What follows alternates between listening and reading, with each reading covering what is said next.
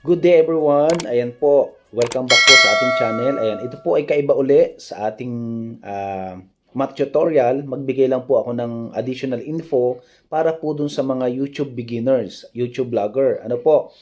Ayan, ang tanong po nila, ang laki na po ng views nila, napakalaki na ng views, million views, pero hindi pa po sila sumasahod. Ano po? Uulitin ko po, kailangan ma-meet nyo po muna ang mga requirements ng YouTube bago po kayo sumahod sa YouTube. Okay, ano po yung mga important na dapat alam nyo para alam nyo din kung kailan kayo sasahod. Okay, una, kapag ang inyong pong YouTube ay meron na po kayong 1,000 followers. Okay po? And na-meet nyo na po yung 4,000 watch time hours. Kung halimbawa meron na po kayong video na nag-million views, automatic, there's a possibility na malaki po ang chance na na-meet nyo na yung 4,000 watch time hours. Ngayon, ano po yung problema nyo? Kaya hindi pa kayo na-monetize. Ano po? At hindi pa rin nasahod dahil baka meron pong problema sa inyong monetization. Una, baka hindi pa po na-apply sa Google AdSense. Okay? Ganito po ang paraan. Ayan, ito po yung aking ginawa. Ang gagawin nyo lang, i-type nyo lang sa Google Chrome ang Google AdSense, then pwede na po kayong mag-apply sa Google AdSense para mapadalhan po kayo, may pipilapan po kayo dyan na form na kung saan magpapadala po sa inyo ng 6 numbers. Ano po, yun yung PIN number na kung saan binubuo po ito ng 6 digits. Ito na po yung pinaka-PIN na i-apply nyo po sa Google AdSense para kayo po ay legit na ma-monetize na kung na-meet nyo na po lahat ang requirements ni YouTube. Ano po?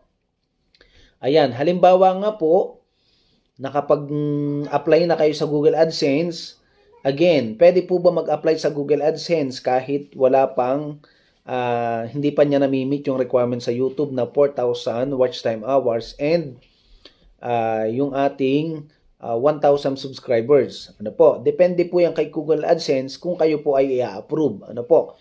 Kasi ako po ay nag-apply nung ako po ay naka 1,000 subscribers na po.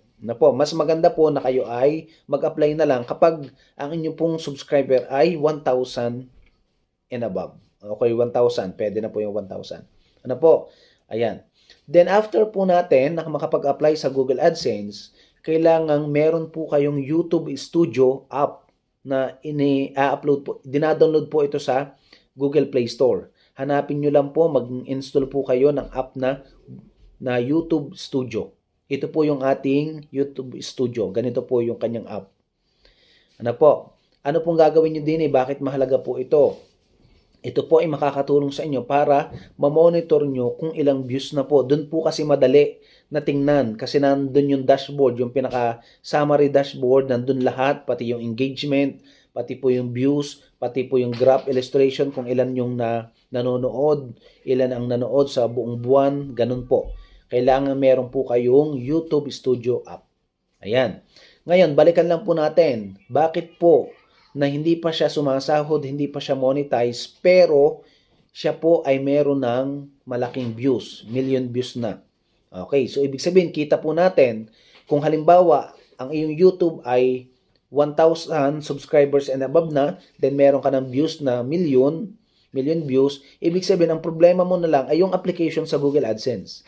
Kasi po, ina-apply po yun. Ano po, may mga pipilapan po kayo na form, meron din pong tax doon, basta may mga pipilapan po kayo doon para alam nyo po. Ano po, alam nyo naman po kung paano pilapan yun kasi yun yung pong mga personal info. What else? Kung ano po yung bangko na padadalhan ng sahod, kasama po yun. Hindi po pwede ang GCash. Hindi po pwede. Kailangan meron po kayong bangko, meron po kayong personal bank account na padadalhan po ng sahod ng inyong YouTube, ng Google AdSense. Again, ang Google AdSense po, siya po yung nagpa-process kung paano po kayo sumweldo sa YouTube. Kasi lalabas po doon, yun yung tinatawag na Google AdSense payment. Siya po yung nagpa-process para kayo ay pasweldohin. Depende po sa threshold money na inyong naipon doon sa inyong video. Marami pong salamat. Mag-drop down lang po kayo kung kayo meron pang i-clarify, gustong itanong pa para po kayo matulungan ko. Ako po ay beginner pa rin, pero dahil sa tagal ko na pong nalaman dahil sa dami ko na din pong na-encounter, ito pala yung pinaka-problema at pinaka-the best para alam nyo at aware po kayo kung paano at kailan kayo sasahod. Marami pong salamat.